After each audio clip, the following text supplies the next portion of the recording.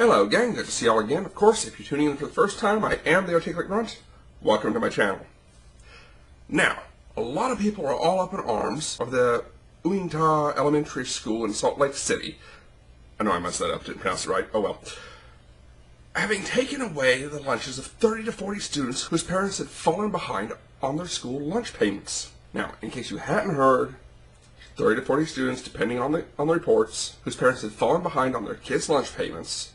The school let them get their trays, and then when they got to the cash register, where the accounts are debited and everything, at the end of the line, in front of all their peers, the trays were taken away and dumped in the trash can.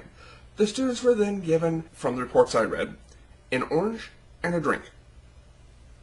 And that was their lunch. And people were all up in arms. However, this is nothing new.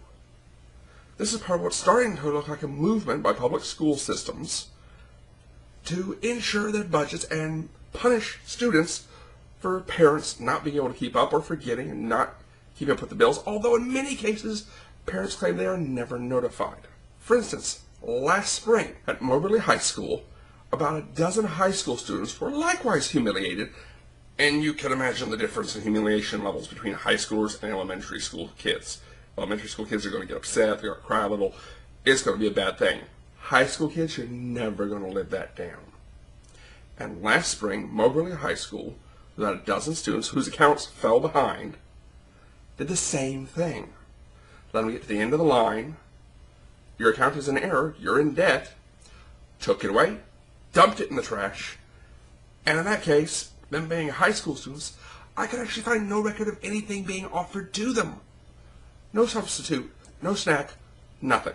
Now additionally, in the case of a North Carolina student, a health inspector from the state was at the school and determined that the student's lunch was not up to nutritional satisfaction according to the regulations and codes. The lunch was then made to be put away, and the child was made to eat a school chicken nuggets lunch, which the family was then billed for. What was the kid's lunch? A turkey and cheese sandwich, chips, a banana, and apple juice. And the kid was instead made to eat those school chicken nuggets. Yeah, I'd be having a fit there, and the mom did, to no great avail. It's the school system. Now, if you think those are bad, 2 years prior, the Edmonds School District in Washington, D.C. decided it was time to balance their accounts. Now keep in mind, the Washington, D.C. area has some severely destitute school districts.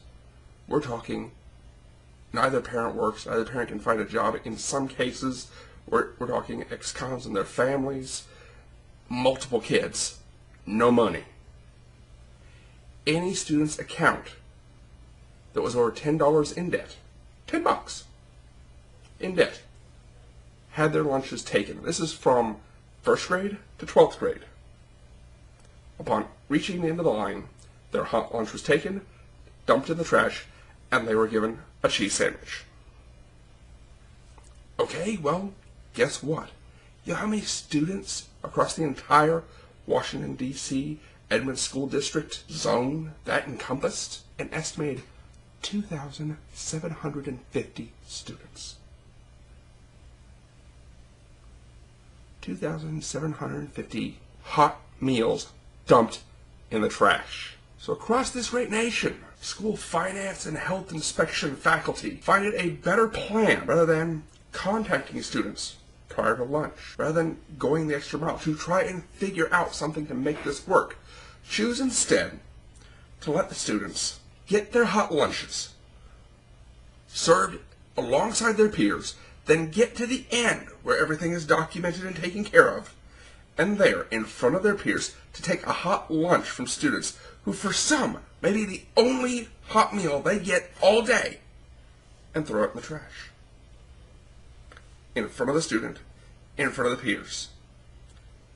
Think about just how wrong that is. How is that okay? But then again, we've got politicians that it makes sense they find this okay. It's perfectly acceptable to reduce the meals of soldiers to 2 a day on deployments or in acceptable conditions due to budget and finance and everything. But remember, We have to maintain the civil rights and liberties of those who cannot provide for themselves.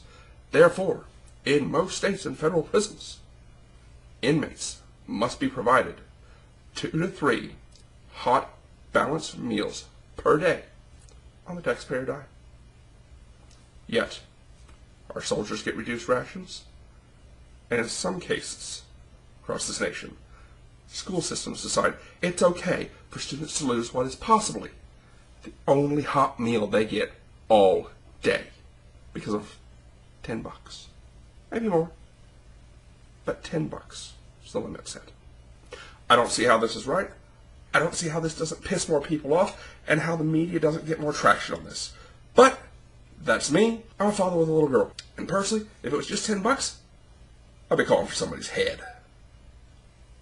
But that's me. That appears to be the nation we live in. So, leave me your comments and thoughts down below. Hit the like or dislike, and I will catch you later. I am the Articulate Grunt, and this is a fight I think we should all stand up and fight. Take care. Catch you later. Bye.